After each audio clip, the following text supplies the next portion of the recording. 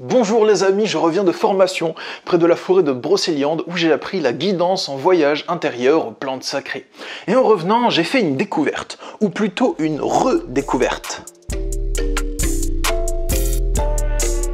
Parce qu'en rentrant, je suis tombé sur mon tambour. Vous l'avez déjà vu dans certaines vidéos. Je l'ai acheté en Indonésie en 2017. J'avais un tout autre état d'esprit que maintenant à cette époque. C'était la période où je découvrais la spiritualité, le développement personnel, la connaissance de soi. Et il faut dire que j'étais avide d'expérimenter de nouvelles choses et de connaissances. Et parmi les choses que j'expérimentais, il y en avait deux qui m'ont marqué. La première, c'était le didgeridoo. Je l'ai découvert avec un ami.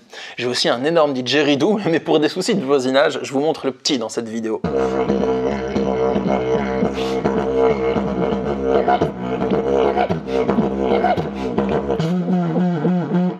Je suis un peu rouillé, j'ai pas joué depuis plusieurs mois. Et la deuxième chose par laquelle j'étais passionné, c'était vraiment l'intuition. Comme si, à force de suivre mon cœur et d'aller aux différents endroits dans lesquels j'avais l'appel et l'intuition d'aller, c'est comme si je suivais une carte au trésor et petit à petit, je croyais que ça allait me mener quelque part et m'amener à des découvertes. Et justement, j'en ai fait beaucoup des découvertes. À cette époque, en Indonésie, je passe à Ubud, donc c'est vraiment l'endroit touristique numéro 1 d'Indonésie, si on peut dire, et je tombe sur un magasin d'instruments de musique. Et il y avait plein d'instruments qui étaient faits en Indonésie, donc la plupart étaient faits industriellement, donc c'était pas forcément de la bonne qualité. Il y a aussi de la bonne qualité en Indonésie, mais dans ce magasin c'était comme ça.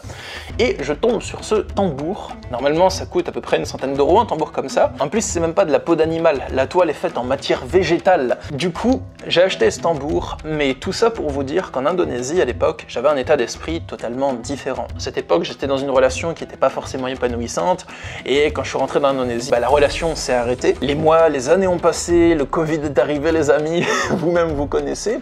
Et du coup, j'ai eu des nouveaux projets, j'avais super envie de voyager et j'ai eu envie de commencer à réécouter mon intuition. En écoutant mon intuition et ce qu'elle me disait de faire, j'ai eu une idée. Suivez-moi, je vais vous la raconter.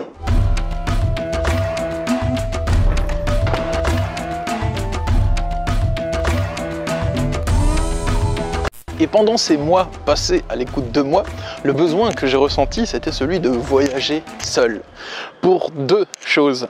Le premier, c'est parce que je sentais que j'avais un besoin de solitude et de passer du temps seul, de découvrir un pays tout seul.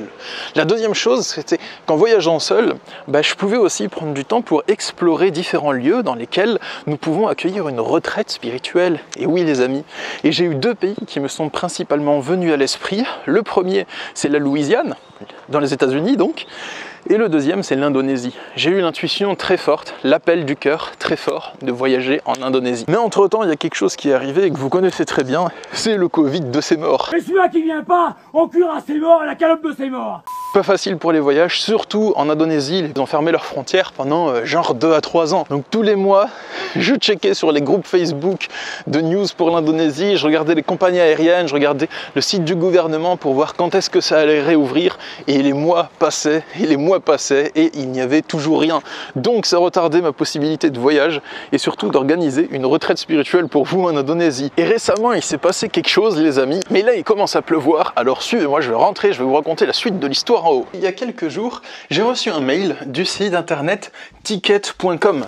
C'est un site internet indonésien, c'est la compagnie de vol que je prends d'habitude pour aller en Indonésie, enfin que j'avais prise la dernière fois, d'habitude, genre j'y vais chaque année, non les amis. Ça disait qu'il y a des nouveaux vols en fait, comme si c'était des informations, bon c'est un indonésien donc j'ai rien compris. Ensuite je me suis rendu sur le site France Diplomatie avec les mesures liées au Covid pour se rendre dans les différents pays. Quelle ne fut pas ma surprise de voir que la quarantaine était réduite à 3 jours et qu'on peut de nouveau y voyager.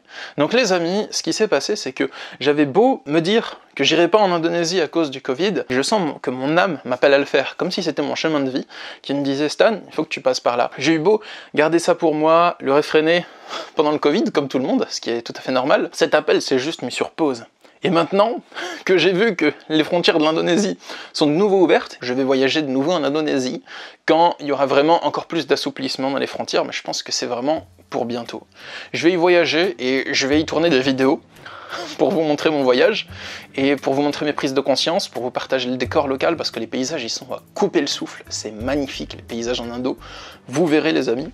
Déjà que ma vue elle est pas mal à 7, c'est une vue de la fenêtre là, vous voyez c'est le Mont Saint-Clair. c'est super beau. J'adore la vue. Bon là c'est un peu foggy, c'est un peu brumeux, mais par contre, au lever ou au coucher de soleil, quand il n'y a pas de nuages, c'est vraiment magnifique. Et je vais visiter des lieux pour organiser des retraites. Et on va faire une retraite, stage de sophrologie, méditation et coaching en développement personnel en Indonésie. On va aussi faire des sorties de zone de confort, se lever à 4 h du matin pour aller grimper sur le volcan, tout ça avec un guide, hein, bien sûr. Vous avez vu les amis, je vous mets bien dans un hôtel, enfin dans une maison d'hôte avec des chambres somptueuses, un petit déj de ouf, une bouffe de dingue. Enfin, on va se régaler les amis. Mon plan, c'est de voyager au moins un mois, peut-être même un mois et demi en Indonésie, de visiter des lieux, et le meilleur lieu que je trouve, j'organise une retraite là-bas. Si vous êtes chaud pour ce voyage, dites-le moi dans les coms. Et la deuxième chose que je voulais vous dire les amis, c'est l'importance d'écouter l'appel de son âme. Ça, je l'ai découvert il y a quelques années, en 2015-2016. Avant, je ne l'écoutais pas spécialement. Et je réfrénais tout plein de mes envies et de mes besoins. Et donc, je vivais et j'avais pas l'impression d'être pleinement épanoui. Et je crois que être pleinement épanoui, c'est pas la chose la plus facile qui existe. Enfin, une fois que c'est là, on nage dans la facilité, dans la simplicité, dans la joie. Mais d'amorcer les transitions dans notre vie pour être pleinement épanoui, c'est souvent quelque chose qui va vous demander de sortir de sa zone de confort, d'affronter ses peurs. J'ai peut-être quelques conseils à vous donner si ça vous intéresse pour ça. Pour ça, achetez ma formation. Non, je rigole, tranquille. Je vous les donne maintenant. Je plaisante les amis, mais j'aime bien faire ce genre de blagues. Pour suivre l'appel de son âme, déjà il faut prendre du temps pour l'écouter. Prendre du temps pour écrire le matin, prendre du temps sous la douche, sans musique, sans rien, sans distraction, sans discuter avec personne à travers la porte de la douche, rien. Essayez de voir, de lancer votre cerveau sur des sujets de réflexion qui vous inspirent. Qu'est-ce que vous avez envie de faire dans votre vie? Qu'est-ce qui fera en sorte que vous vous sentiez encore plus heureux ou heureuse ou épanoui? Et dans certains cas, on se contente de la vie qu'on a actuellement, et c'est ok. Et dans d'autres cas, on sent que ce qu'il y a ne nous convient pas. Et qu'on aspire à autre chose, et qu'il y a quelque chose en nous, une sorte de voix, qui nous pousse à évoluer et à s'ouvrir. Et cette voix, si on est entièrement d'accord avec le fait de ne pas l'écouter, c'est ok. Mais souvent, on arrive juste à la faire taire à un moment, et quelques années plus tard, elle va ressurgir, et elle va nous remontrer nos rêves du bout du doigt. Et on aura le choix entre suivre nos rêves et ne pas les suivre. Si pour vous, vous vous trouvez à une sorte de carrefour où vous avez envie de suivre vos rêves, mais il y a une partie de vous qui n'en a pas spécialement envie, parce qu'il y a des peurs, parce que c'est difficile, parce que c'est grand, que ça implique beaucoup de choses, ce qui est normal, peut-être que vous pouvez commencer par suivre votre intuition sur des petites choses et essayer de vous développer petit à petit. Suivre ses rêves, souvent on a l'impression que ça va être une sorte de saut vertigineux dans le néant, mais dans beaucoup de cas c'est pas comme ça, et on peut amorcer les choses petit à petit. Vous voulez faire une transition professionnelle, vous pouvez commencer par réduire votre temps de travail et par bosser à côté. Donc les amis, dans cette vidéo je voulais vraiment vous transmettre un appel à écouter l'appel de votre âme, des encouragements pour écouter l'appel de votre âme, et vous verrez que si vous le faites, votre vie elle devient de plus en plus légère, simple et à la fois grande et bonne et épanouissante. J'espère que cette vidéo vous a plu. Si vous voulez que je vous fasse plus de vidéos à ce nouveau format, wow, un peu dynamique, j'ai marché sur mon skateboard, dites-le moi dans les coms les amis, abonnez-vous à cette chaîne et je vous dis rendez-vous dans quelques jours pour une prochaine vidéo. Je sais pas encore quand, mais elle sortira bientôt. Au revoir. Ah, une dernière chose, si vous souhaitez participer aux retraites spirituelles que j'organise les amis, il y a le lien dans la description, il reste encore des places, il va rester 2 places pour la retraite que je co-organise avec Noélia dans le sud de la France, en fin mars, début avril, 1 place pour la retraite dans le désert, et il reste encore 4 places pour la retraite que j'organise seul dans le sud de la France en juin. Donc voilà, vous êtes le bienvenu si vous souhaitez participer, le lien est sous la vidéo. Moi je vous dis à bientôt, prenez soin de vous, au revoir.